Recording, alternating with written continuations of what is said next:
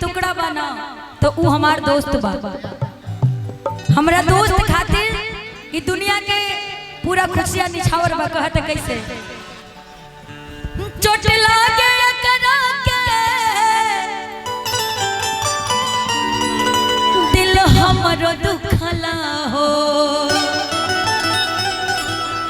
एही दिल के धड़कन में सांस करे सुनाला हो। चोट लागे एकरा के दिल हमरो दुखला हो, एही दिल के धड़कन में सांस करे सुनाला हो। अरे हमारी जिंदगी आके इहे तो आधार हो, इहे तो आधार हो दहिया हमार बाकी दहिए के जान हो। कैसे के डांट दी संगतिया पुरान हो, संगतिया पुरान हो दहिया हमार बाकी दहिए के जान हो। तोहरा से पहले जान इहे हमर जान हो, इहे हमर जान हो दहिया हमार बाकी दहिए के जान हो।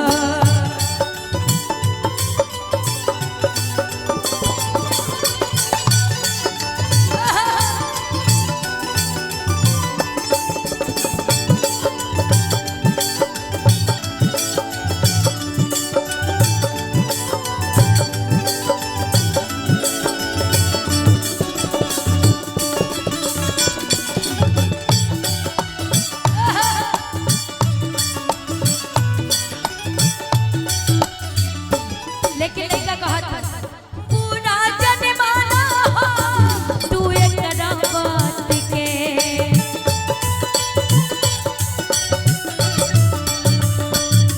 काहे ले लू दिल पे एकर कइल मजाक के।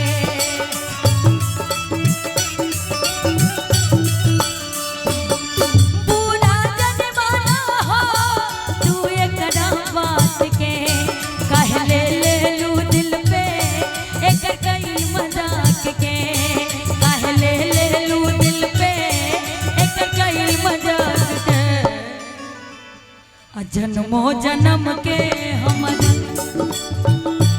जन्मो जन्म के हमर अरे इहे अभिमान हो, इहे अभिमान हो दहिया हमार बाकी दहिए के जान हो।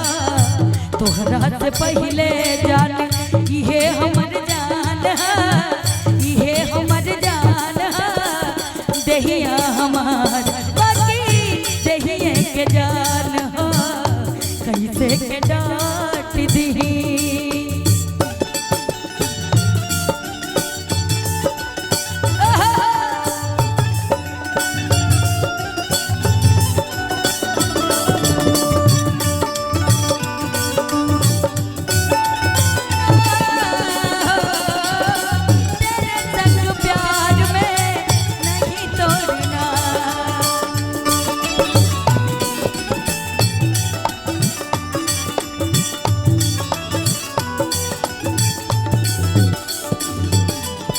और का चोट लागे एकरा के दिल हमरो दुखला हो,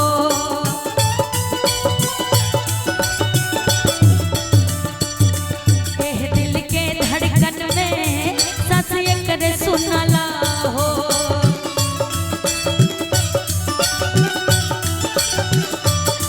चोट लागे एकरा के दिल हमर दुखला हो, यही दिल के धड़कन में सांस करो सुनाला हो, यही दिल के धड़कन में सांस करे सुनाला हो। सुख दुख में साथ रहे, सुख दुख में साथ रहे हमारे अरमान हो, हमारे अरमान हो। अच्छा एक बात सच है, अगर जिंदगी में सच्चा दोस्त मिल जाए ना तो जिंदगी संवर जाती है ना। एक अपने दोस्त के लिए जोरदार ताली बजा दीजिए। अब बड़े बड़े ऐसे दोस्त भी होते हैं जो बड़ी गद्दारी भी कर जाते हैं, है ना। कि सुख दुख में साथ रहे हमारे अरमान, हमारे अरमान दहिया हमार बाकी दहिए के जान हो। तोहरा से पहले जान इहे हमर जान हो, इहे हमर जान हो दहिया हमार बाकी दहिए के जान हो। कैसे के जाती दिही संगतिया पुरान हो, संगतिया पुरान हो दहिया हमार बाकी दहिए के जान हो, बाकी दहिए के जान हो। और थाना प्रभारी गम्हरिया, जी हाँ थाना प्रभारी गम्हरिया यहाँ आए हुए हैं।